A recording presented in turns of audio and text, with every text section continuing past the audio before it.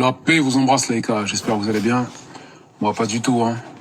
Franchement, avec tout ce qui se passe les gars, avec tout ce que les médias nous montrent, avec Chayatine du Soudan en fond, à ces pauvres gens qui sont enfermés là-bas, il y a vraiment de quoi être rebuté de l'être humain. Maintenant, j'ai l'impression que plus ça va, plus je me dis que ces espèces de richesses que le continent africain dispose, est-ce que ce ne sera pas leur malédiction finalement? Parce que tout le monde, toute la planète, depuis des années, hein, depuis des siècles même, se sont mis ensemble, ou se sont concertés, j'ai l'impression, pour pouvoir obtenir les richesses de ce continent. En fait, si j'avais le pouvoir réellement, je pense que j'aurais simplement tout donné. Je pense que je leur aurais donné tout leur or, afin qu'ils ne puissent plus revenir sur le continent. Vous voulez de l'or, tenez. Vous voulez votre pétrole, tenez. Comme ça, en fait, ça permettrait certainement peut-être aux gens qui sont là-bas de pouvoir vivre peut-être en paix. Je dis ça, mais je sais que c'est une utopie notoire, puisque la réalité, c'est que ces gens-là nous exploitent depuis des siècles.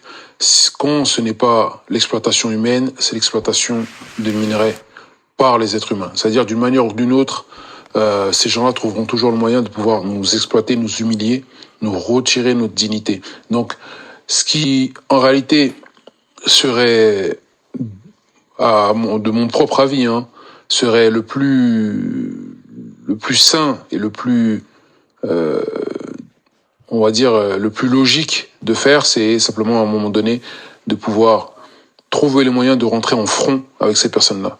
Mais c'est la raison pour laquelle aussi que très peu de pays cherchent à aider les Africains, puisque la réalité, c'est que ils ne veulent pas perdre de terrain par rapport à l'Afrique. Ils ne veulent pas perdre de terrain par rapport à leurs objets qui visent sur notre minerai.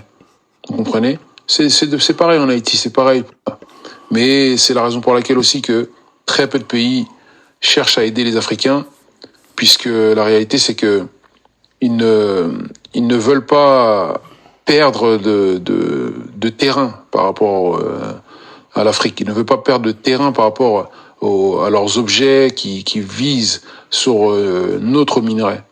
Vous comprenez? C'est pareil en Haïti, c'est pareil dans tous les pays noirs, hein, entre guillemets. C'est toujours la même chose. Sur le continent africain, si jamais vous voyez que il y a une guerre ou il y a des soucis ethniques, entre guillemets, même religieux, tout ça, c'est du bluff. C'est simplement une manœuvre de ces démons pour pouvoir se saisir de ce qui est sur les terres d'Afrique, quoi. C'est tout. C'est juste ça, la réalité. Donc c'est pour ça que je parle de manière un peu utopique. Mais voilà, je sais, hein, je le dis. Je trouve que à un moment donné, il y en a assez. On sait plus quoi faire. Mais la réalité, pour moi, ce sera à un moment donné de rentrer en front avec ces démons et de cesser de se laisser faire d'une manière ou d'une autre, et que les traîtres qui sont parmi nous soient rayés de la carte. Pour moi, c'est le seul moyen. Même si pour le moment nous n'avons pas de disposition pour pouvoir exploiter nos propres minerais, puisque bien entendu, même quand on a même quand on aura la capacité, je pense que ils nous laisseront pas faire. Mais tant pis, il faudra qu'on le fasse quand même. Voilà. Donc on continue. Parce que sachant que on ne sait pas l'exploiter, on n'a pas la technologie pour pouvoir justement l'exploiter et s'enrichir là-dessus, on peut pas en profiter, donc ça sert strictement à rien. Et c'est une manne qui malheureusement nous perd de jour en jour. C'est-à-dire que c'est une manne qui permet même aux gens des contrées, hein, des pays, de pouvoir pactiser avec les gens d'Occident, ou même maintenant les sataniques du Moyen-Orient, hein, les sionistes à la mort moelleux du Moyen-Orient, qui sont nul autre que les Émirats et autres pagailles autour du bloc saoudien. Donc là, je me demande jusqu'à quand, en fait, on va laisser faire ça. Parce que c'est vrai que on a eu la chance, hein, que un des Chayatines un des orgueilleux, a pu commencer à poster ses œuvres sur la toile, et du coup c'est ce qui nous a permis justement de pouvoir être au courant de ce qui se passe là-bas. Mais sinon, avant ça, il était très difficile de savoir ce qui se passait là-bas parce que on avait ni son ni image. On n'avait rien. C'est-à-dire que ça fait 2 ans que ça dure. Je crois que c'est une guerre qui a démarré avant la pseudo, ce qu'ils appellent guerre, hein, du 7 octobre, hein, et entre Gaza, entre la bande de Gaza et les pseudo sionistes là. Et je veux même pas appeler ça une guerre. Vous voyez ce que je veux dire? Pas une guerre, c'est quand toi t'as les mêmes armes que moi, ou plus ou moins. Là c'est des gens qui luttent avec des cailloux contre d'autres personnes qui ont des kalash, qui ont des chars militaires, qui ont des obus, etc. Donc c'est pas une guerre, d'accord? C'est ni plus ni moins qu'un génocide. Exactement ce qui se passe au Soudan et au Kivu. Donc il faut arrêter d'appeler, en fait, de mettre cette appellation de guerre à tort et à travers. Il faut reconstituer, je pense, toute cette appellation-là. Les milices qui interagissent au Soudan, par exemple, ce sont des milices ultra armées contre la population. C'est pas une guerre du tout. Après, oui, on peut dire que entre les 2 anciens amis de l'armée de l'ancien régime, ouais, ils ont commencé à se faire la guerre, oui, mais pour moi, c'est pas vraiment une guerre. En fait, c'est plus vu qu'ils agissent, vu qu'ils prennent la population en chasse, ce n'est pas une guerre. Je sais pas si vous voyez ce que je veux dire. Donc moi, ce qui m'importe, c'est surtout de savoir les personnes qui vont qui parlent à tort et à travers sur les réseaux sociaux, surtout certaines personnes noires, hein, de manière en général, qui aiment bien diaboliser, dire que oui, regardez, etc. Ces gens-là nous aiment pas, en parlant des Maghrébins ou des personnes arabes blanches. Oui, ces gens-là nous aiment pas parce qu'ils parlent pas. Vous voyez, et en fait, c'est pour ça que je vous dis que notre communauté aura du mal à s'en sortir. Ça veut dire qu'en fait, nous sommes que dans le pessimisme.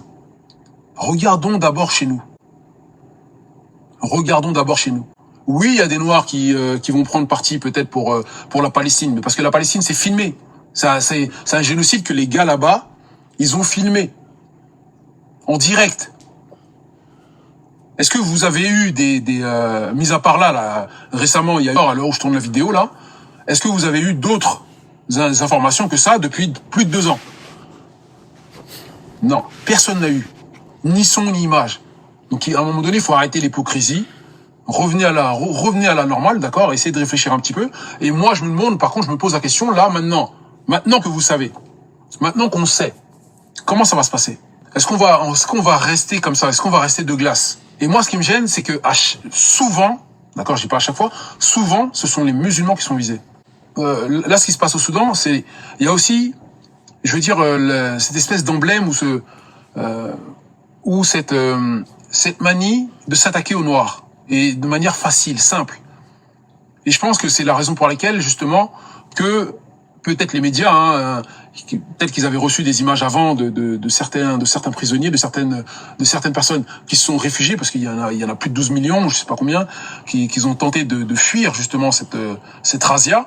Mais est-ce que justement, ce serait pas encore une fois une espèce de retour au fétiche, d'accord, mais pas de notre sens à nous, hein, pour une fois, c'est surtout un retour au fétiche pour les personnes qui apprécient de voir souffrir l'homme noir. Parce que là, vous voyez les Émiratis qui font ça, là, les Émiratis sionistes qui font ça, je pense qu'elles le font, bon, bien entendu, pour elles-mêmes, hein, pour l'or qui est là-bas, mais elles le font aussi pour assouvir avec, bien entendu,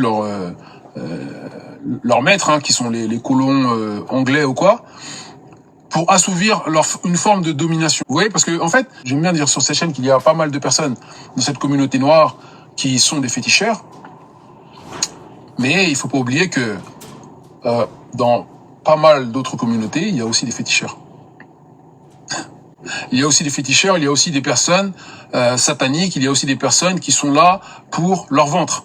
Moi, j'aimerais bien, les gars, qu'on puisse partager cette vidéo au maximum. parce que finalement c'est tout ce qu'on peut faire là pour l'instant. Moi je suis très frustré parce que je me dis que on n'a pas de quoi se défendre, on n'a rien. Alors, on se fait toujours manipuler, et j'ai envie de dire très facilement. Maintenant, que vont faire justement les États africains subsahariens, ou même les États africains du nord de l'Afrique? Qu'allons-nous faire? Qu'allons-nous faire? Moi, c'est la question que je me pose. Donc voilà, moi je sais pas. Moi je reste quand même sur une forme de frustration qui est au maximum, parce que j'arrive pas à comprendre comment se fait-il que nous sommes toujours dans la mouise, et ça me dérange fortement. Et le pire dans tout ça, c'est que nous n'avons pas la capacité de pouvoir nous en sortir.